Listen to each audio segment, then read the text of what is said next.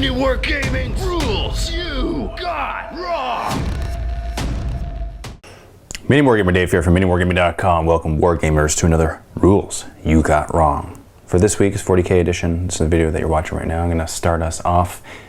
This is a series of videos, if you haven't watched it before, where we respond to comments, rules, errors, or rules possible errors. I say that, sometimes they're wrong. And we respond to them. And we admit our mistakes, and we correct mistakes. So let's see how many we admit. Let's see how many we correct. Let's get started here. So for Banter Bat Rep, episode 148, I fought Aaron from Cool Guys Nation. Awesome guy. He's good at making people laugh. He's a good banterer. Last week I read all of the comments. For this week I'm just going to respond to the rules comments. Get right to the meat of the situation here. Castle Duck says, rules question. Are the Chaos Terminators base strength 5? Because if they are not, they would have instant killed the toughness 5 Centurions. They're not base strength 5. So they didn't. They definitely should not have. But that was a mistake. Absolutely. No Fry. Attack Marines and the exploding Razorback should have taken hits from the explosion. Yes, that was something that was forgotten. Orpheus says, an army made of formations doesn't need a Decurion to be Battleforged. You're absolutely correct. Tibbs Ironblood. In regards to the power fist hitting the Centurions, it is important to note how weapons with ×2 strength works. So basically, he goes on to explain that you times the strength, then you add any modifier such as Furious Charge and so forth. In that case, it would be strength 9, not strength 10. You don't add, then double it, you double it, then add. So that's what it says straight out of the rulebook, and you are absolutely correct. Mosh. Razorbacks do not have fire points. Again, absolutely correct. For some reason, that has not sunk into my brain, so I will do my best to remember that. It's probably because I don't really bring Razorbacks that often. And so whether I see it and it's happening, for me to catch it or for me to do it myself, it's not second nature yet. Very rarely do I fight against Razorbacks or do I bring them. But that is certainly something that I need to remember because it's important. It's very important. So thank you for leaving that comment. Master Crafty says, you don't roll to shoot an Auspex, do you? And the answer is no. You don't roll to shoot an Auspex. Moving on to Banter Bat Rep, episode 149. I fought Mike. He has the epic beard. This is a Vault Bat Rep. 2 comments here that are rules related. First one is from Semper Steel. A few things, Dave. Abaddon and most Chaos Terminators have combi bolters, so they're always twin linked. Also at 30 minutes and 33 seconds, you forgot your preferred enemy reroll from the Black Crusader Warlord trait, at least in the new Black Legion book. It's a 12-inch bubble of preferred enemy, Space Marines, to all friendly units. Yes, thank you very much. I do remember, it's funny because for a long time I forgot that he had the preferred enemy Space Marines because of his Warlord trait, and then I remembered. But even still after remembering, there are times in the game when I get distracted and I forget. Even still, even though I know it. So again, thanks for leaving that comment. And also with the combi bolters on the Terminators, yes, you're absolutely correct. They are twin linked. It's the same with Abaddon. He has a combi bolter. And Mark Castius is Ultramarine Devastator's Sergeant has a Signum. This means that one missile launcher could have hit on a 2. Again, absolutely correct. So thank you for leaving your comments this week. This helps us to maintain a certain level of accuracy in our bat reps, so we really do appreciate the comments that are constructive, of course. We also appreciate comments that have timestamps. For example, at 15 minutes and 43 seconds in your bat rep, this happened. If you do that, then it's much easier for us to look and actually reference the time in the bat rep where it happened. Also, when you leave comments, if you can cite your sources, such as on page 96 of the big rulebook, it states this, or in the FAQ, it states this. Right now, we have not officially adopted the Games Workshop FAQ because it has not been officially released. Right now, it's in beta, so that'll come. Once it comes, we will comb through it and we will let you know, and you'll certainly know because we'll mention it in the bat reps. We're going to go on to the rest of the Wargamers that have some rules you got wrong comments for 40K bat reps for this week. This is for the Orcs versus Harlequins battle report. And Big Guys J, a number of times you gave the Solitaire a 3-up invulnerable save. I'm assuming this is from the Star Mist Remnant, but the model has to run to gain this save, and most of the turns he didn't because he charged. You're correct about the way the Star Mist Remnant works, but the Solitaire actually has a special rule called the Impossible Form that gives him a 3-up invulnerable save naturally.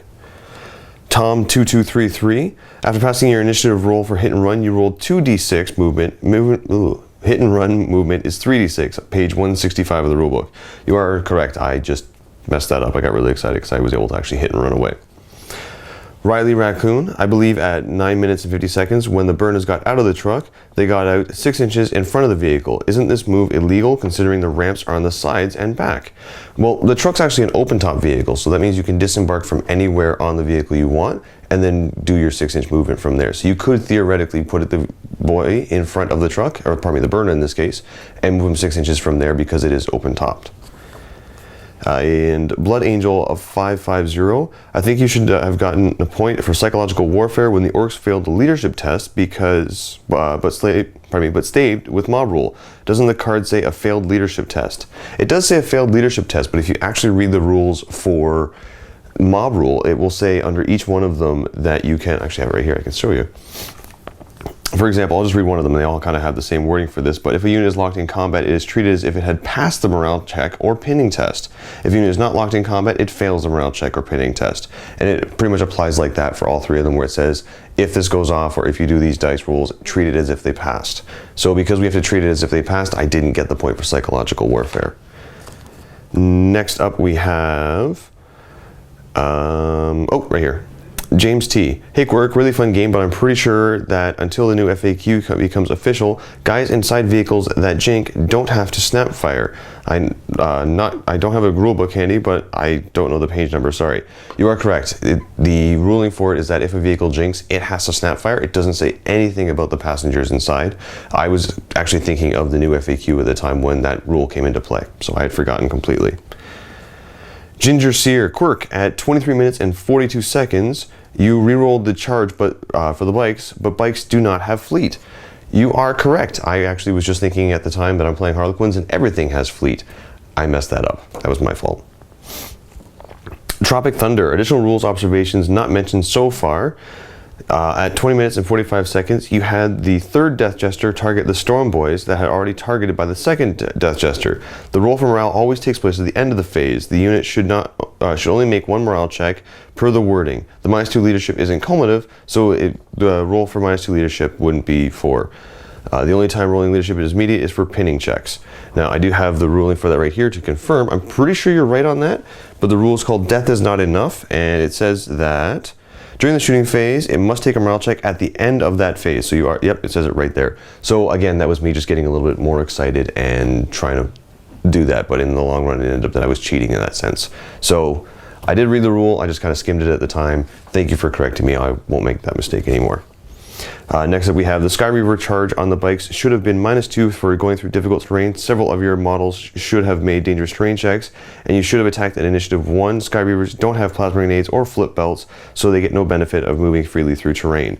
You are correct, they don't have anything like that, but they are considered jet bikes. And if you look at bikes and jet bikes under the rulebook, it actually says that they ignore terrain, or pardon me, distance modifiers, including for charges, but they do have to take dangerous terrain even if they're going through difficult terrain. So I do believe I rolled for those off camera, not intentionally. It was just one of those, okay, I'm going to land here, and I rolled it, and then we just kept going, and I forgot to record it at the time. And you are absolutely right, because one of them did land in it, they do have to strike at initiative 1. That was a slip up on my part. At 36 minutes and 5 seconds, the Solitaire has 7 attacks the turn it doesn't charge, not 6. Don't forget that it has 2 close combat weapons that aren't counted in the profile. Now see, I'm not entirely sure about that one, because when you look at it, it does say it has 6 attacks and it shows everything there. And Games Workshop does have a tendency to usually include in the profile, if you can't change the weapons on somebody, the actual number of attacks that they'll have in total. But I've heard different arguments and things like that regarding it. So for that purpose, I actually just use straight what it says from here. I'm assuming that it counts the 2 close combat weapons in that profile. I haven't found anything that says otherwise. I would love to do that, but I'm just going to go with what the profile says here. And I usually try and agree with my opponent beforehand before I even do that. And at 46 minutes and 55 seconds, the Shadowseer actually gets 5 attacks on the charge, not 4. It has 3 base, 1 for 2 close combat weapons, and 1 for the charge. And again, I do believe it has the staff, and the staff isn't a two-handed weapon, so yeah, I should have had an extra attack there. And yep, and this was one that came up quite a bit. It's already been stated previously, but most important to emphasize the fact that Psykers cannot cast summons, blessings, and maledictions while embarked in a transport. For some reason, I thought they could because it was open-topped. I don't even know where that rule came from for me, and I double-checked it, and you are right. The only time it's able to cast a psychic power out of a vehicle is if the vehicle has a firing point, and if you're firing a focused witch fire. That's the only time you can do that. And the last one I have here is from Pask. The Solitaire has the Harlequin's Harlequin's Kiss, which means one of the attacks has a special attack and needs to be rolled separately. It's always counted at strength 6, AP 2, but more importantly, a 6 to wound causes instant death, so no matter the amount, it works great against Meganobs. Again, that's just one of those, I get really excited that I'm getting to attack with the Solitaire, and I forget to take one of those dice and put it aside to be the Harlequin's Kiss. Usually after I've rolled that and I look at the dice afterwards, I go, oh, one of those should have been a kiss. My bad. So I will try and remember that when I am rolling it, and try not to get super excited when I get to roll my attack dice with the Solitaire, and try and make sure I get that dice set aside to do the Harlequin's Kiss attack. Thank you very much, Wargamers, for tuning in to this week's Rules You Got Wrong. We really do appreciate your comments, and we appreciate your participation. If you are a Vault member, we certainly appreciate you, because without you, we wouldn't exist.